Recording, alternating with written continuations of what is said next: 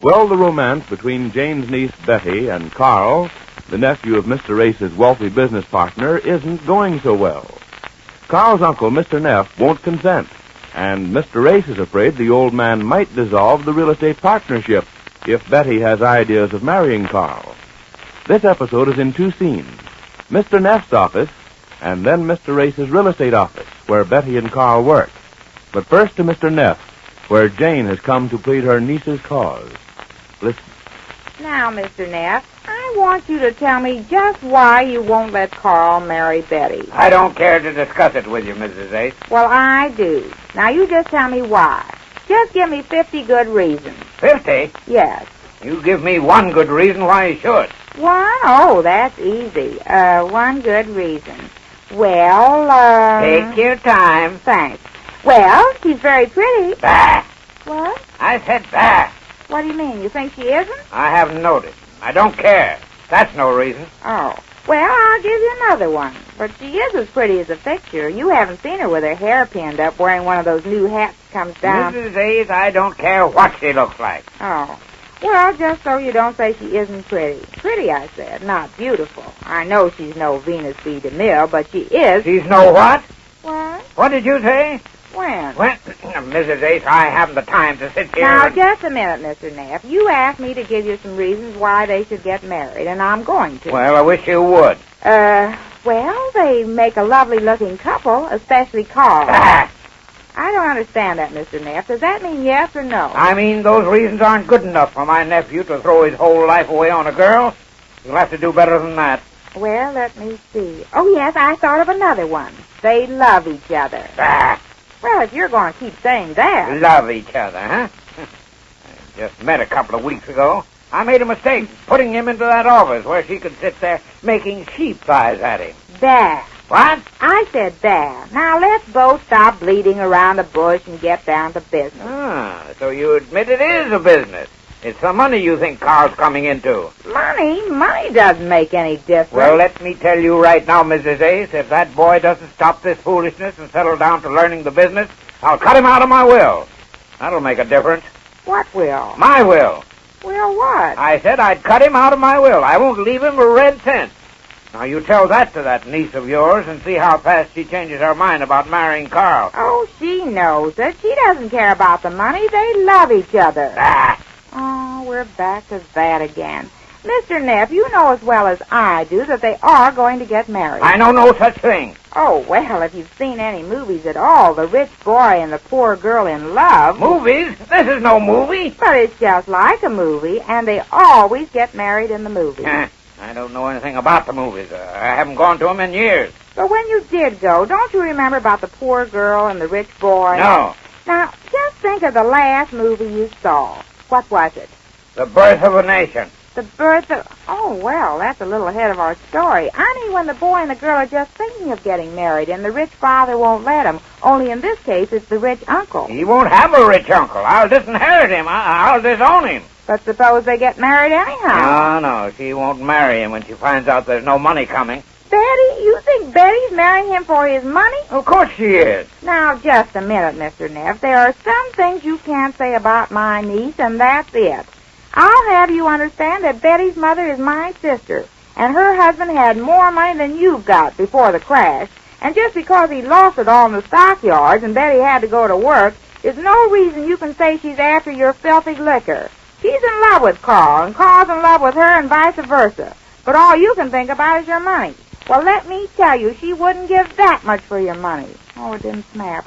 And she wouldn't touch a cent of it if you were the last man on earth. So put that in your hat and smoke it. All right. Have it your way. But if she marries that boy, I'll dissolve my partnership with your husband. Well, now, that's different. That's what we were afraid of. Oh, you were, huh? Yes. Well, I'm glad to hear it. But don't start saying it's the money. Now, about the partnership, Mr. Neff, would you really break it up if Betty and Carl got married? I would. I will. I warn you, Mrs. Ace.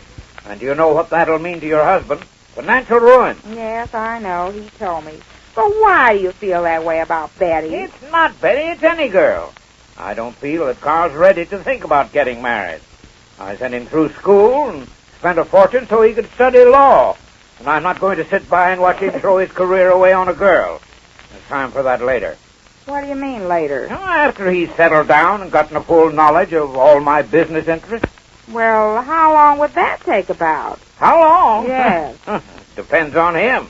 If he devotes his whole time to it and gets his mind off this foolish marriage business, after all, he's only a young man. He's 22, Mr. Neff. That's pretty old for a young man. What?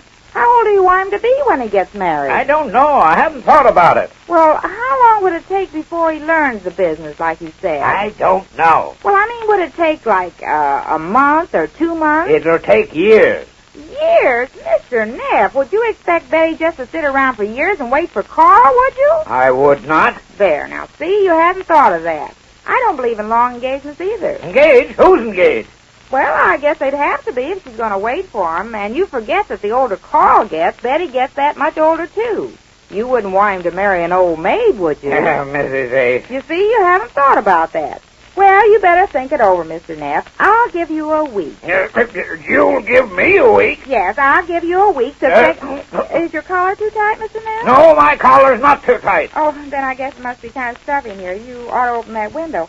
Well, I guess I'll be going then. Now, you think it over, Mr. Neff, and we won't do anything till we hear from you. You won't do anything? No, we'll wait till you think it over. Well, goodbye then. I guess I'll go over and tell Betty what you said. Goodbye, Mr. Well, Betty, I had a talk with my estimable uncle this morning. About us, Carl? Well, yes. Oh, you don't have to tell me what he said. I can see it all over your face. Oh, but that doesn't matter to me, honey. I told you what we do, and after this talk with him, I'm more convinced than ever that we'll do it. We'll run away and get married. I'm afraid not, Carl. But, Betty, you said you would. I know I did, Carl, but... But what? Only yesterday you stood right there and said you would. What's happened? Yesterday I was only thinking of myself and you. Well, what else is there to think about? We're all that counts. I thought we were. But since then, well, my aunt and uncle have been telling me some things. What things? Please, Carl, let's not talk about it. We just can't get married unless your uncle gives his consent. But if I'm willing to, I don't see why you won't. After all, Betty, it's me he's cutting off without a cent. And I can make a go of things on my own, in law. Honestly, I can. I know you can, Carl, but I've got to think of my uncle. After all, I do owe him something. I don't get you. What's he got to do with this? Well, Uncle Ace thinks that Mr. Neff will dissolve this partnership if we go against his wishes. So that's it. And you know what that means. Uncle Ace is dependent on Mr. Neff. He only just started to do well here since your uncle came into the business. This would mean ruin for him. Oh, I see. Oh, Carl, I'm so miserable. This isn't my uncle, it's your uncle. But there is one ray of hope. I don't see it. My aunt. Your aunt, what about her? She's over there now having a talk with your uncle. She's going to try and win her over to our side. That chance she's got. I don't understand what he's got against me. Oh, it's not you, Betty. It's any girl. He just doesn't want hello, me to... kids. And Jane, what did he say? Well, it's a long story. Sad one, I can see that. What? What did he say, Aunt Jane? Is there any hope? Well, he's thinking it over. Thinking it over. Yes. There, you see, I told you she'd do something. Oh, Aunt Jane, I love you. You're welcome. But what did he say? What did you say to him that you even got him to consent to think it over? I said I'd give him a week to think it over. You give him a week. Yes. He's weakening, Carl. We'll win him over yet. I can't believe it. Can't believe it. I just came from there. I can't believe you won him over. It's so easy. He was pretty hot under the collar when I talked to him about it. He was? Well, isn't that... He was just now when I left him. He was what? Hot under the collar. I thought at first What it did was... he say, Aunt Jane? Tell us everything. Well, wait till I sit down. I'll tell you the whole story. I can't believe it. Well, you will when I tell you. First, he said he thought Betty wanted to marry you for your money. Well, I let him have it. I said, oh, yes, and things like that. And when I was through, he understood that Betty didn't care that much for the money. Oh, it worked that time. Well, then he said about the partnership. He'd break it up, he said, if Carl didn't wait before he got married. And I said, how long? And he said, it might be years. And I said, years? I said, don't you know that the older Carl gets, Betty gets older too? And you wouldn't want your nephew to marry an old maid, would you? I said, you just think it over. I'll give you a week, I said, and I walked out. You walked out? Yes. Did he say he'd think it over? Well, no, but he must be thinking it over because Oh, I... Aunt Jane, you had my hopes up. And now we're just back where we I started. told you she wouldn't get anywhere with him. What do you mean I wouldn't get anywhere? What did I do? Nothing. That's just it, Aunt Jane. You accomplished nothing. Nothing. I sit there and take up for you when he says you want to marry Carl for his money, and you say that's nothing? I work my head to the bone thinking up things to say to him. when he tells me he spent so much money on Carl in school so he could study to be a lawyer, and you say that's nuts? I've got it. What, Carl? That's it, studying law. I didn't study law for nothing. Let me see that partnership contract. He can't break it.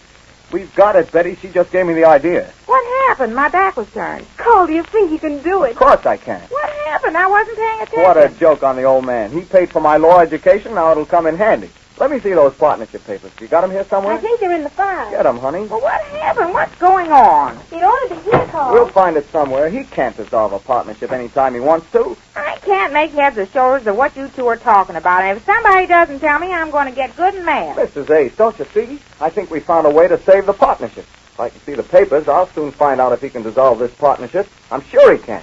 That's all we're interested in keeping this partnership going. I don't want the legacy he's offering me. Legacy? What's that? What he's going to leave me in his will. I don't care about that. And if my legal knowledge counts for anything, I can stop him from dissolving this partnership. You can? Sure, he won't have a leg to stand on. But you won't have a legacy to stand on. Here it is. Fine, let me see that, honey. We'll fix it. Well, it looks as if love has found a way. But just how Mr. Neff takes to it, we learn when next we meet the Easy Aces.